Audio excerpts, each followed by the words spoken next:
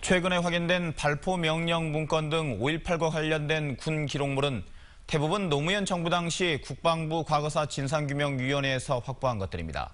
그렇다면 왜 10년이 흐른 지금에서야 이 기록물들이 뒤늦게 재조명되고 있는 걸까요? 김민정 기자입니다.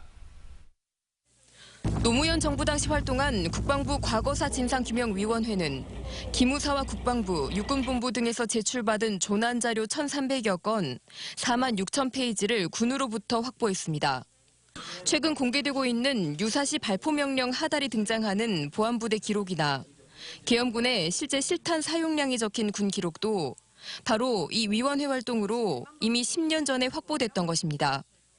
당시 6개월에 걸쳐 확보된 군 기록들은 진상규명위에서 5.18 기록관으로 이관됐지만 기록관은 이 자료를 수집해 보존하는 정도의 기능을 하는 데 그쳤습니다.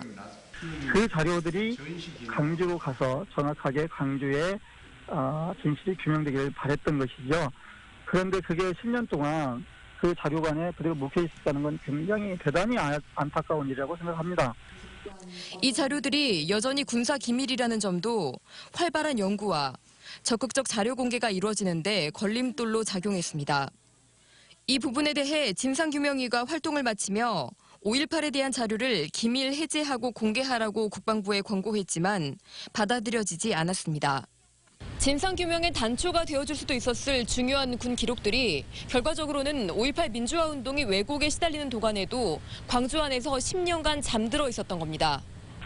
무엇보다도 이 관련 전문가들이 충격으로 사료에 대한, 특히 기초 사료에 대한 군사료들에 대한 전문적인 분석을 하고 예산과 인력이 투입되지 않으면 이런 상황은 계속 지속될 것 같습니다.